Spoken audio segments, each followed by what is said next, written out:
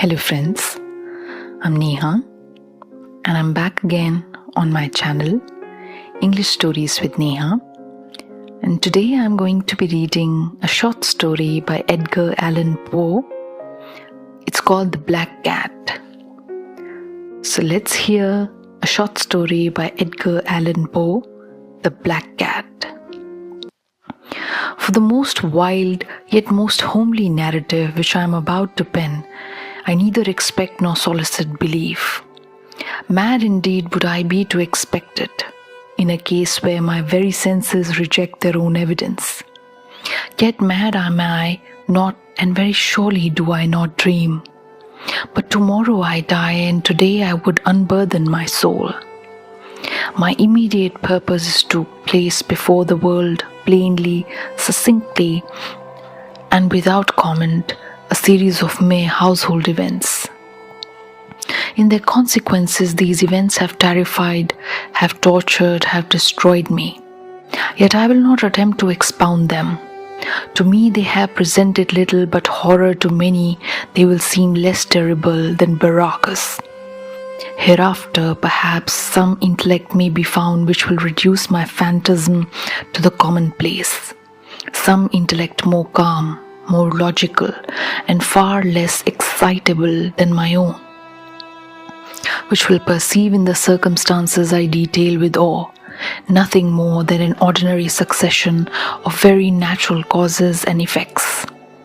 From my infancy I was noted for the docility and humanity of my disposition. My tenderness of heart was even so conspicuous as to make me the jest of my companions. I was specially fond of animals and was indulged by my parents with a great variety of pets. With these I spent most of my time and never was so happy as when feeding and caressing them. This peculiarity of character grew with my growth, and in my manhood I derived from it one of my principal sources of pleasure. To those who have cherished an affection for a faithful and sagacious dog, I need hardly be at the trouble of explaining the nature of the intensity of the gratification thus derivable. There is something in the unselfish and self-sacrificing love of a brute which goes directly to the heart of him who has had frequent occasion to test the paltry friendship and gossamer fidelity of mere man. I married early and was happy to find in my wife a disposition not uncongenial with my own. Observing my partiality for domestic pets, she lost no opportunity of procuring those of the most agreeable kind. We had birds, goldfish, a fine dog, rabbits, a small monkey, and a cat. This latter was a remarkably large and beautiful animal, entirely black and sagacious to an astonishing degree. In speaking of his intelligence, my wife, who at heart was not a little tinctured with superstition, made frequent allusion to the ancient popular notion which regarded all black cats as witches in disguise.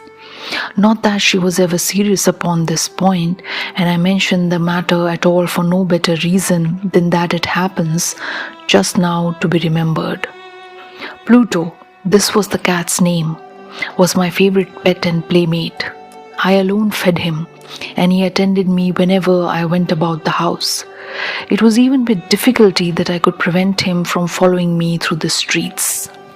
Our friendship lasted in this manner for several years, during which my general temperament and character, through the instrumentality of the fiend intemperance, had, I blush to confess it, experienced a radical alteration for the worse. I grew day by day more moody, more irritable, more regardless of the feelings of others. I suffered myself to use intemperate language to my wife. At length I even offered her personal violence. My pets, of course, were made to feel the change in my disposition. I not only neglected but ill-used them. For Pluto, however, I still retained sufficient regard to restrain me from maltreating him, as I made no scruple of maltreating the rabbits, the monkey, or even the dog, when by accident or through affection they came in my way. But my disease grew upon me, for what disease like alcohol, and at length even Pluto, who was now becoming old and consequently somewhat peevish, even Pluto began to experience the effects of my ill temper. One night, returning home much intoxicated from one of my haunts about town, I fancied that the cat avoided my presence. I seized him, when in his fright at my violence he inflicted a slight wound upon my hand with his teeth. The fury of a demon instantly possessed me. I knew myself no longer. My original soul seemed at once to take its flight from my body, and a more than fiendish malevolence, gin-natured, thrilled every fibre of my frame. I took from my waistcoat pocket a penknife, opened it, grasped the poor beast by the throat, and deliberately cut one of its eyes from the socket. I blush, I burn, I shudder, while I pen the damnable atrocity. When reason returned with the morning, when I had slept off the fumes of the night's debauch, I experienced a sentiment half of horror, half of remorse for the crime of which I had been guilty. But it was best a feeble and equivocal feeling, and the soul remained untouched. I again plunged into excess, and soon drowned in wine all memory of the deed. In the meantime, the cat slowly recovered. The socket of the lost eye presented, it is true, a frightful appearance, but he no longer appeared to suffer any pain. He went about the house as usual, but as might be expected, fled in extreme terror at my approach. I had so much of my old heart left as to be at first grieved by this evident dislike on the part of a creature which had once so loved me. But this feeling soon gave place to irritation, and then came, as if to my final and irrevocable overthrow, the spirit of perverseness. Of this spirit philosophy takes no account. Yet I am not more sure that my soul lives than I am that perverseness is one of the primitive impulses of the human heart, one of the indivisible primary faculties or sentiments which give direction to the character of man, who has not 100 times found himself committing a vile or silly action, for no other reason than because he knows he should not. Have we not a perpetual inclination in the teeth of our best judgment to violate that which is law, merely because we understand it to be such? The spirit of perverseness, I say, came to my final overthrow. It was this unfathomable longing of the soul to vex itself, to offer violence to its own nature, to do wrong for the wrong's sake only, that urged me to continue and finally to consummate the injury I had inflicted upon the unoffending brute. One morning, in cold blood, I slipped a noose about its neck and hung it to the limb of a tree. Hung it with tears streaming from my eyes and with the bitterest remorse at my heart. Hung it because I knew that it had loved me, and because I felt it had given me no reason of offense. Hung it because I knew that in doing so I was committing a sin, a deadly sin that would be so jeopardize my immortal soul as to place it, if such a thing were possible, even beyond the reach of the infinite mercy of the most merciful and most terrible God. On the night of the day on which this cruel deed was done, I was aroused from sleep by this cry of fire. The curtains of my bed were in flames. The whole house was blazing. It was with great difficulty that my wife, a servant, and myself made our escape from conflagration. The destruction was complete. My entire worldly wealth was swallowed up, and I resigned myself thenceforward to despair. I am above the weakness of seeking to establish a sequence of cause and effect between the disaster and the atrocity, but I am detailing a chain of facts and wish not to leave even a possible link imperfect. On the day succeeding the fire, I visited the ruins. The walls, with one exception, had fallen in. This exception was found in a compartment wall not very thick, which stood about the middle of the house and against which had rested the head of my bed. The plastering had here, in great measure, resisted the action of the fire, a fact which I attributed to it having been recently spread. About this wall a dense crowd were collected, and my person seemed to be examining a particular portion of it with very minute and eager attention. The words stranger, singular, and other similar expressions excited my curiosity. I approached and saw, as if graven in bas relief upon the white surface, the figure of a gigantic cat. The impression was given with an accuracy truly marvelous. There was a rope about the animal's neck. When I first beheld this apparition, for I could scarcely regard it as less, my wonder and my terror was extreme. But at length reflection came to my aid. The cat, I remembered, had been hung in a garden adjacent to the house. Upon the alarm of fire, this garden had been immediately filled by the crowd, by someone of whom the animal must have been cut from the tree and thrown through an open window into my chamber. This had probably been done with the view of arousing me from sleep. The falling of other walls had compressed the victim of my cruelty into the substance of the freshly spread plaster, the lime of which, with the flames and the ammonia from the carcass, had then accomplished the portraiture as I saw it. Although I thus readily accounted to my reason, if not altogether to my conscience, for the startling fact just detailed, it did not the less fail to make a deep impression upon my fancy. For months I could not rid myself of the phantasm of the cat, and during this period there came back into my spirit a half sentiment that seemed but was not remorse. I went so far as to regret the loss of the animal and to look about me among the wild haunts which I now habitually frequented for another pet of the same species and of somewhat similar appearance with which to supply its place. One night, as I sat half stupefied in a den of more than infamy, my attention was suddenly drawn to some black object reposing upon the head of one of the immense hogsheads of gin or of rum which constituted the chief furniture of the apartment. I had been looking steadily at the top of this hogshead for some minutes, and what now caused me surprise was the fact that I had not sooner perceived the object thereupon. I approached it and touched it with my hand. It was a black cat, a very large one, fully as large as Pluto, and closely resembling him in every aspect but one. Pluto had not a white hair upon any portion of his body, but this cat had a large, although indefinite splotch of white, covering nearly the whole region of the breast. Upon my touching him, he immediately arose, purred loudly, rubbed against my hand, and appeared delighted with my notice. This, then, was the very creature of which I was in search. I at once offered to purchase it of the landlord, but this person made no claim to it, knew nothing of it, had never seen it before.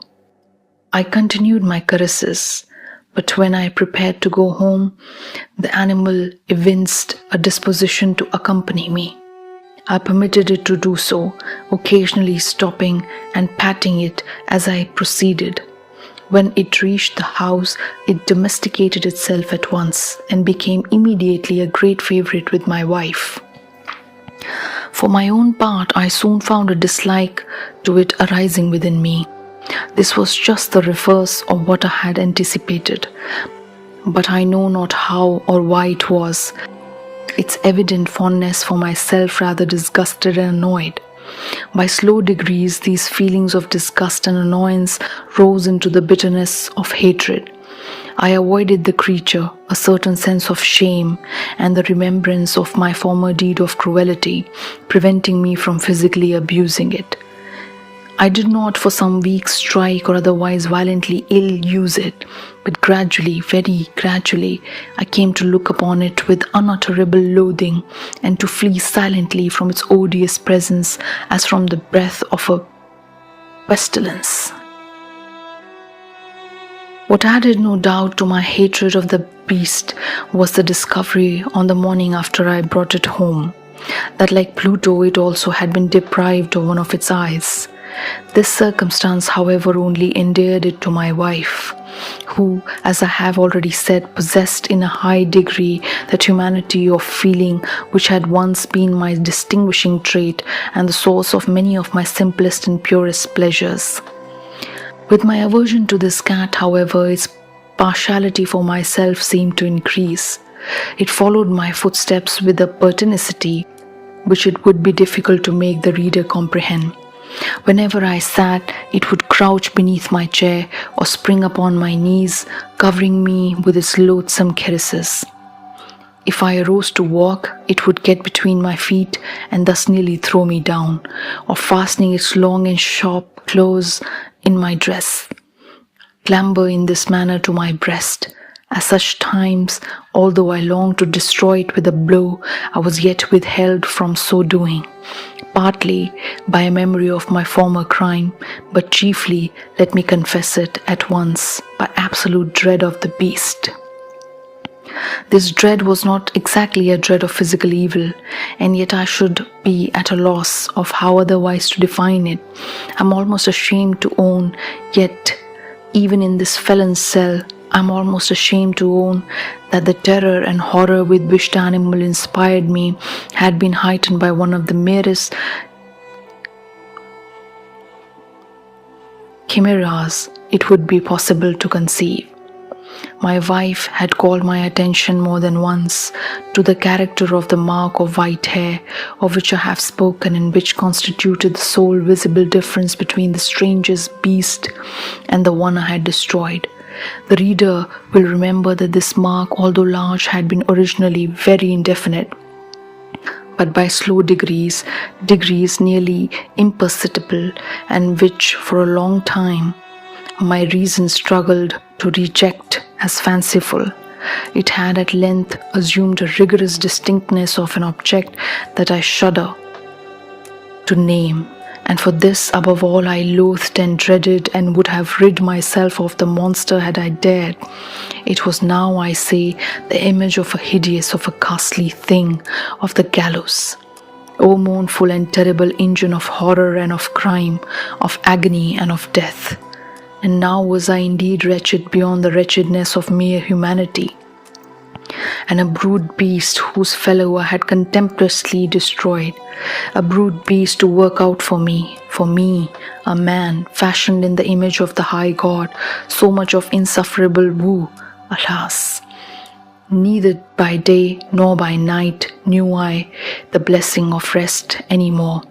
During the former, the creature left me no moment alone, and in the latter, I started hourly from dreams of unutterable fear to find the hot breath of the thing upon my face, and its vast weight, an incarnate nightmare that I had no power to shake off, incumbent eternally upon my heart.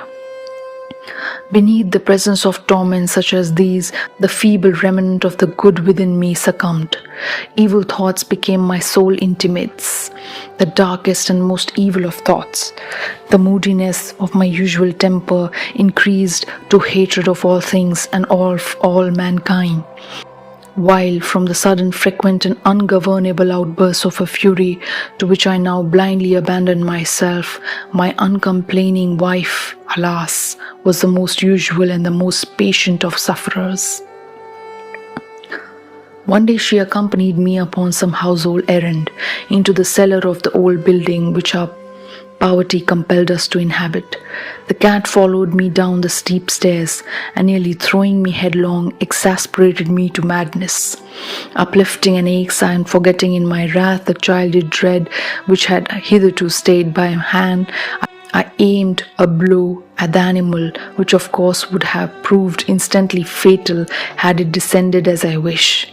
But this blow was arrested by the hand of my wife. Goaded by the interference into a rage more than demoniacal, I withdrew my arm from her grasp and buried the aches in her brain.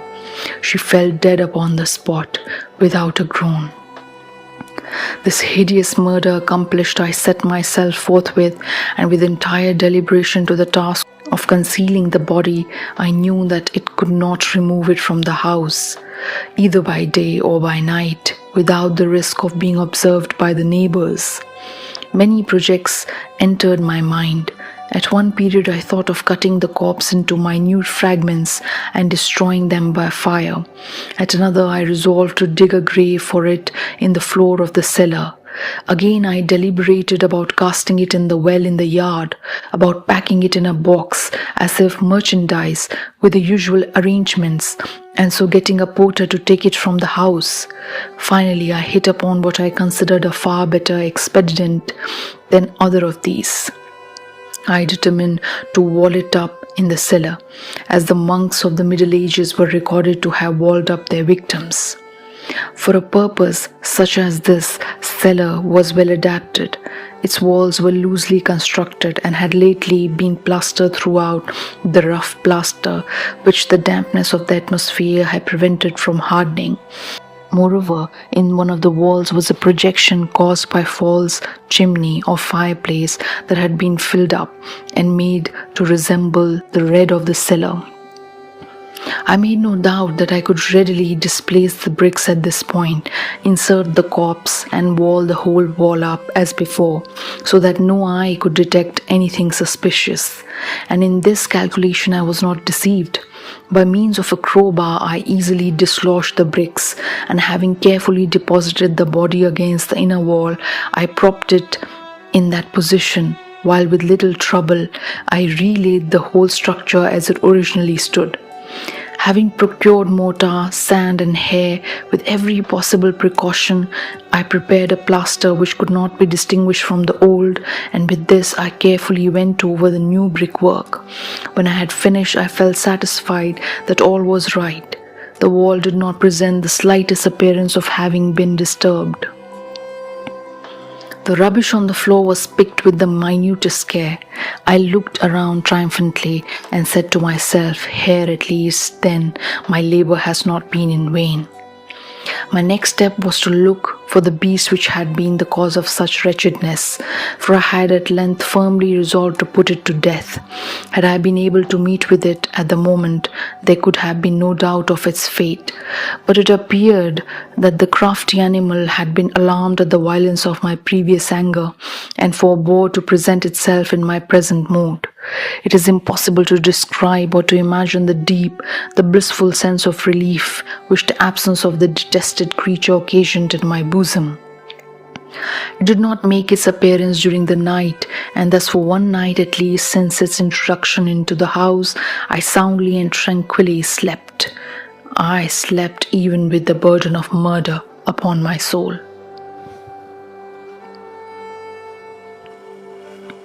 The second and the third day passed, and still my tormentor came not. Once again I breathed as a free man. The monster in terror had fled the premises forever. I should behold it no more. My happiness was supreme. The guilt of my dark deed would disturb me little. Some few inquiries had been made, but these had been readily answered. Even a search had been instituted, but of course nothing was to be discovered. I looked upon my future felicity as secured. Upon the fourth day of the assassination, a party of the police came, very unexpectedly, into the house and proceeded again to make rigorous investigation of the premises. Secure, however, in the inscrutability of my place of concealment, I felt no embarrassment whatsoever. The officers bade me accompany them in their search. They left no nook or corner unexplored. At length, for the third or fourth time, they descended into the cellar. I quivered not in a muscle. My heart beat calmly as that of one who slumbers in innocence. I walked the cellar from end to end. I folded my arms upon my bosom and roamed easily to and fro. The police were thoroughly satisfied and prepared to depart. The glee at my heart was too strong to be restrained. I burned to say, if but one word, by way of triumph, and to render doubly sure the assurance of my guiltlessness. "Gentlemen," I said at last, as the party ascended the steps, "I delighted to have you allayed your suspicions.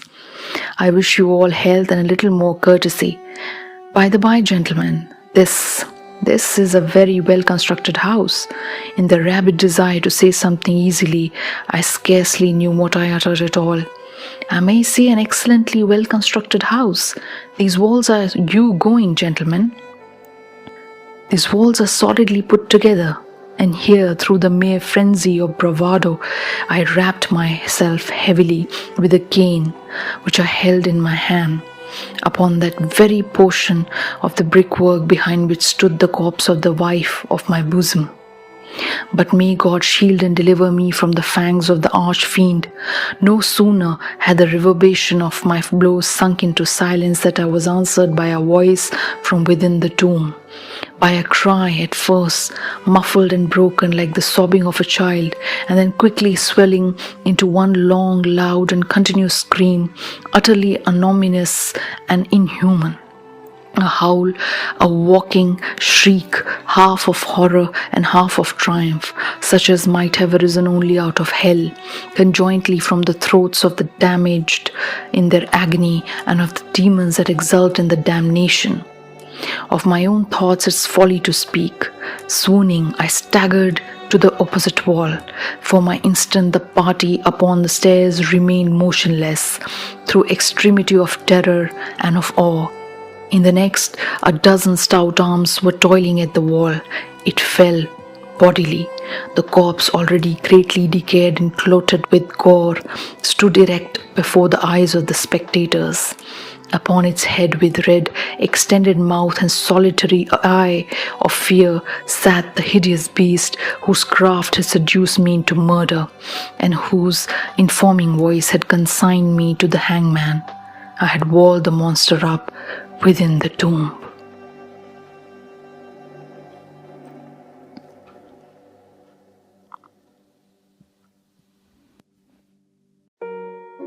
So friends, this was a short story by Edgar Allan Poe, The Black Cat.